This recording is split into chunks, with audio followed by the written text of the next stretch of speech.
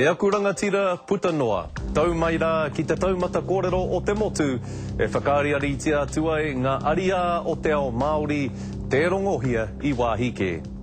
And once again, our program is dedicated to the massive earthquake recovery efforts.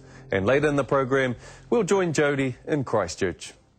Kia kaha o tautahi. Kua noho mai taua kia ngā hei tū wātau nā te motu, e whakakōpaki hiai o tātou whakaaro, me tō tātou hia nui ki te tautoko I ngā pārurenga o te rūwhenua. Kai o tautahi a Carmen Parahi e tirotiro ana I te āhua o te whakatumatuma mai a te hapori o tautahi, ahakoa kua konga noa tō rātou taone.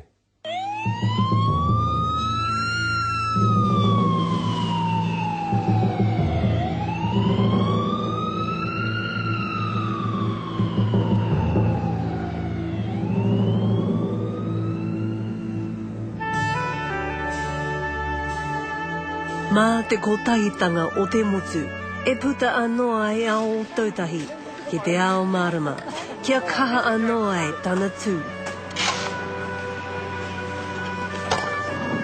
Standing strong for those devastated by the earthquake, Maori have come from across New Zealand to help everyone in need. Ko kai tēnei hoki te timatanga me te whakotinga mai, e roto I te kei te kororitanga. We're going knocking on doors and speaking to the people that need food, water, medical help. The Maori Wardens were one of the first groups to mobilise in Christchurch's shattered eastern suburbs. Well, what we're here today is for you fellas, for what needs you fellas need. Although some residents were confused by the Wardens' uniforms. Well, you're not allowed out there. No, we just come to give you some information. When the Wardens went inside homes, they found many in need of serious attention. He's very stressed, the man inside. He said, oh, you just give me that paper. I mean, we're still waiting here today. Today is another day, and people still go past, and nobody comes to see me. And I said, well, we're Maori Wardens, and we're here to do the best that we can. And just as the Wardens sought medical help for the man, Blue Scrubs arrived in the neighbourhood. We're open to 4 teams, and we're doing street by street, and just making sure that the partners are all right in their homes. Nurses, doctors and tradesmen in orange vests joined forces with the Wardens. We came as a part of the Te Arawa Tainui response team from our hauora in Rotorua, really in an attempt to try and support the effort for recovery now. Any help we can give, not to obviously save the world, but to help get it back on its feet. That's what we're here for. The nurses were immediately overwhelmed by the number of people requiring medical attention. How are the nurses helping you, Mum? They're just helping her with the Ventolin and stuff and letting her know that she's going to be able to get into hospital on Monday for a chemo. She's going to be plugged in for a chemo and stuff, so she's a bit worried about that, getting in town and getting it done. The Warden's priority is to check homes and give what they can. If they can't help residents immediately, they take their details to police to deal with. The Wardens are often dealing with raw emotions.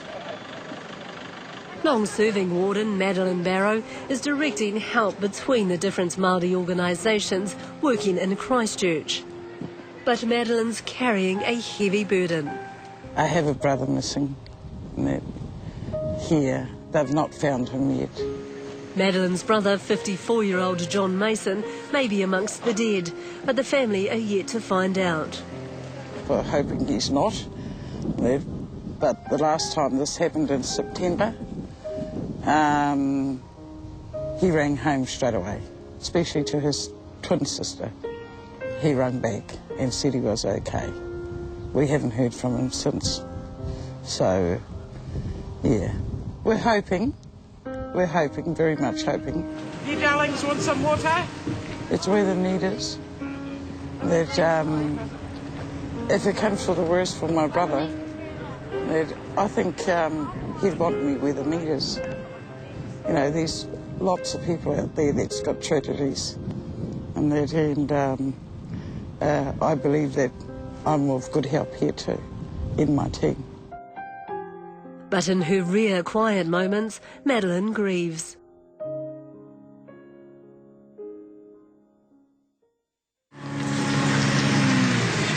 Christchurch is in recovery mode. There are many voluntary organisations, including the Maori Wardens, helping dig Christchurch out of the pit it's been thrown into. It took 6 days from the day of the earthquake for organised help to arrive in Christchurch's worst affected suburbs.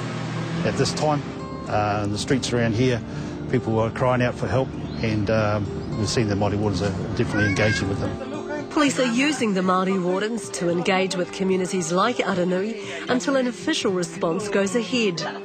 It's more of a combined team effort. The police are here as well. We've got other responsibilities to actually go into house by house to house. There's search and rescue teams as well. They're deployed elsewhere in the city. At the moment, though, we're just concentrating on our efforts to the community in need, which is, we believe, Aranui and the outlying areas around here, where the eastern side, where we're focusing our attention on.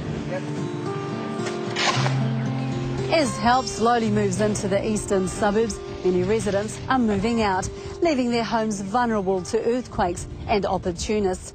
Many people here don't have much anyway, but empty houses are being ripped off by heartless looters. Police have come down hard on anyone they believe is causing trouble. What have you got there? Oh, I've got a ticket for no helmet, and there's all these guys rolling around on motorbikes with no helmets. How much is your fine? Oh, $50. But they still leave all those other cats rolling around, you know? That's sad, bro. Police say the boys were harassing army officers, something Marshall and his friends deny. They think we're leadering me. Yeah, nah, we're not leadering us. We're just checking out some things, you know? Doing our thing. We got no power, nothing. Got no power, got no toilets, got some free sausages and some treats, you know? It's all good. We asked Superintendent Wally Homaha if slapping kids with fines for insignificant crimes is the sort of police behaviour that undermines community confidence in police. You're absolutely right. I sometimes wonder what goes through people's minds at times when we make decisions. And I don't want to be critical of our staff, because our staff are tasked to maintain the law and to carry out their duties to the best of their ability. I would hope that they would apply the law on an even basis and apply it equally to everybody. But as quake victims look for comfort, it's tikanga Maori providing consolation. We have two ministers who remain at the mortuary site, and as each victim is being brought into the formal identification process, a karakia is performed for each one of them, and that will be ongoing. A critical issue for the recovery operation has been how New Zealand deals with victims' different cultural and religious needs. Where we have established a mortuary to place their loved ones, Naita who have gone through a cultural blessing, which has been general to all denominations, and they are tangata whenua. Well, the response from those international communities was, overwhelming. They were so proud and pleased that their cultural needs had been respected. So how are they dealing with the tūpāpaku, the deceased persons? We have to adhere to international protocols around victim identification in terms of mass disasters. And when we have a body count of huge proportions and looking at the devastation in that city, a lot of the victims have suffered injuries that you couldn't begin to imagine. And therefore the process of identification is difficult. We've got to get it right. You imagine if we sent the wrong victim off to a family. I mean, the devastation would be huge and the international scandal would be huge.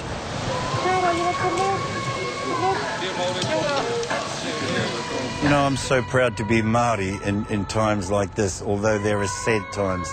And one of the things I said to the ethnic communities, that ahakoa no hea, kei te mahi tahi tātou I runga I te kaupapa nei. Regardless of where we come from, in times such as this, where we are struck by disaster and sadness, we come together as one. As I've walked around the streets of Christchurch, I've heard the phrase kia kaha, be strong, being used by people to comfort and strengthen each other. But in the next few months, as the full impact of the earthquake's devastation is realised, it will be up to the rest of New Zealand to continue to keep the people of Christchurch strong. Kia kaha, Christchurch.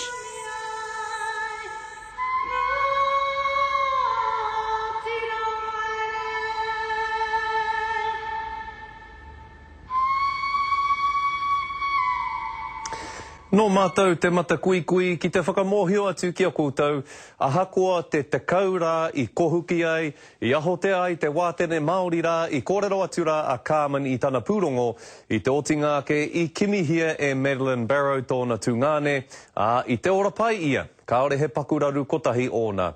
He rongo tino pai tērā, me te aha e tino pirangiti ana e rā momo rongo pai, I te mea ko te nuinga o ngā rongo mo tēnei parekura, he kino kē.